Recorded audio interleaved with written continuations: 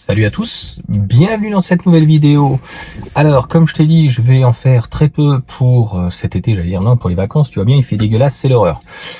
Mais il fallait revenir donc sur, ça y est, ils ont appelé un nom, donc c'est pas le crédit social, c'est le leasing social, puisque c'est la soviétisation de l'Union européenne et de la France, donc ça va pas s'arrêter de plus belle. Clairement, on peut pas dire que le budget soit délirant puisque ils évoquent le fait de passer d'1 milliard 200, je crois, millions à 1 milliard 5. Donc, pour une fois, c'est un budget qui est maîtrisé, mais c'était bizarre. Donc moi, je regarde plus trop la télé.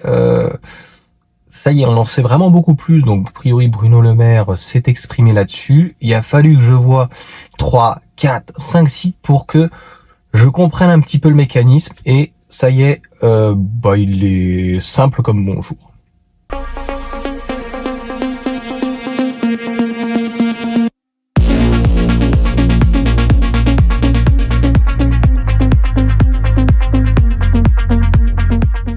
Alors on va pas tergiverser pendant 10 ans et je trouve que c'est Caradisia qui le résume extrêmement bien en disant aujourd'hui, de toute façon, il y a des véhicules qui sont à 100 euros. Je vous avais parlé et je vous avais mis mon coup de gueule sur la MG4 où je trouvais que c'était malhonnête, vraiment, sur 24 mois, etc.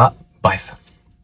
Là, ce leasing social, cette soviétisation de la population, pourra a priori aller jusqu'à 5 ans. Donc, on peut pas dire que et à LOA et tu pourras la racheter. Donc, on ne peut pas dire que ça soit malhonnête sur ce fait-là. C'est pas un LLD sur 2 ans où t'as plus de bonus, t'es obligé de rendre une voiture. En fait, l'État, c'est vraiment Caradisia qui te l'explique très bien. Pour les personnes en fait qui ne peuvent pas reprendre un véhicule ou qui ne sont pas en ZFE ou qui sont pas sur Strasbourg, pour le coup Ibrahim, ce qu'il peut avoir comme aide pour le véhicule, j'ai eu pas mal, il y a des personnes sur Nice aussi qui ont des aides, à Toulouse j'ai entendu parler d'aides, voilà, toutes les ZFE, tous les départements, toutes les communes éventuellement qui pourraient apporter des aides à ce niveau-là.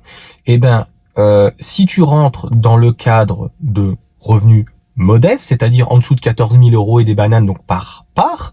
J'entends encore des personnes qui arrivent à râler, mais ces gens-là, en fait, c'est 50% des gens. C'était pour ça que je parle de soviétisation, en fait, de la population française ou de l'Union européenne, parce que 50% des gens sont considérés comme des revenus modestes. Je dirais que j'ai eu le bonus de 7 000 euros, donc s'ils peuvent, si ça peut leur faire plaisir en termes de revenus que je sois fait partie des revenus modestes, voilà. L'avenir est ailleurs et l'argent est ailleurs. J'ai fait d'ailleurs une vidéo comment gérer son argent et comment se constituer donc un patrimoine. C'est beaucoup plus important, beaucoup plus gratifiant que ce type de choses. Moi, ce qui me gêne en fait dans cette chose-là, c'est que ça y est, ils ont posé vraiment les bases. On nous parle de Twingo, IC3 et pas la Dacia Spring. Et la petite dernière, c'est même pas la i208, zut, IC3, Twingo et Fiat 500. C'est-à-dire des autonomies officielles aux alentours des 300 km, voire moins. On sait très bien que les batteries LFP notamment, donc avec la IC3, supportent pas trop l'hiver, le froid.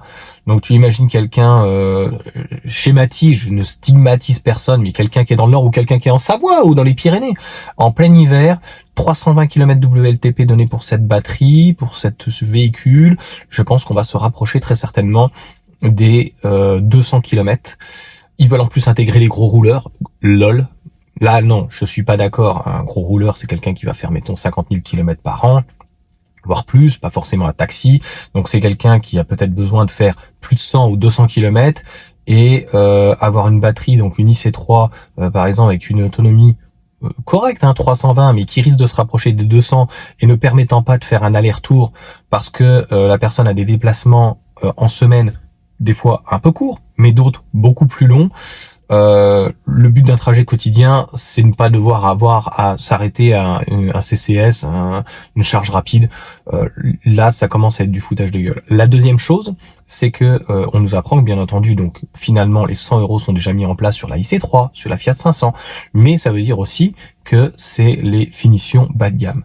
Et on n'attire pas en fait, comment on dit cette expression, on n'attire pas les les abeilles avec du vinaigre, le miel, les abeilles avec du vinaigre. Tu me diras en commentaire. Je ne sais plus, mais voilà, l'expression, elle est claire. Ça va attirer des personnes qui peuvent éventuellement, faut même pas dire en détresse financière, parce que déjà quand tu es en difficulté, malheureusement tu es peut-être dans un logement HLM, donc ça veut dire que t'as pas la possibilité de recharger. Ici en Vendée, il y a très peu d'immeubles, donc tu es peut-être en maison, mais tu vas pouvoir recharger. Ça fait quand même 100 € donc à sortir. J'avoue que ta vieille voiture, bah, tu pourras la revendre de ton côté, et donc l'État va venir compenser. Donc ils savent que il faut entre 9 et 13 000 € à peu près par voiture, donc pour pouvoir financer ça. Puis derrière, donc ça va être les banques, ça va être BNP, Crédit Agricole, les vautours.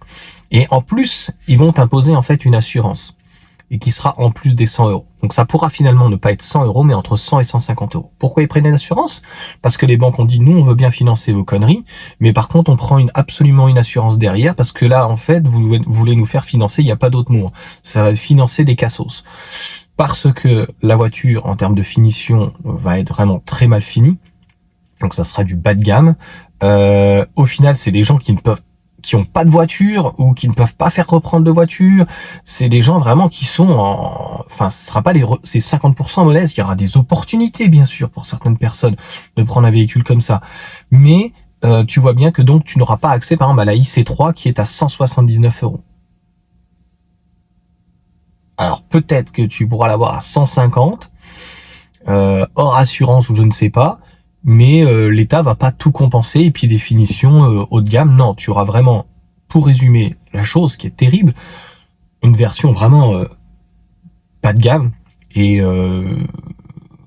voilà, quelque chose au ras des pâquerettes, une autonomie quand même, on parle quand même de petits véhicules, un leasing social sur des voitures de 4 mètres, à qui ça s'adresse? À qui l'État voulait s'adresser? Moi, j'aurais pensé clairement qu'ils auraient pu aller taper quand même de la i208 ou de la Mégane à l'extrême. Des véhicules, ou même de la R5. La R5 ne sera pas... Donc là, ça va être vraiment leasing social du low cost.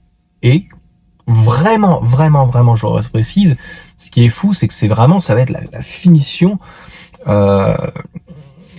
vraiment au ras des pâquerettes.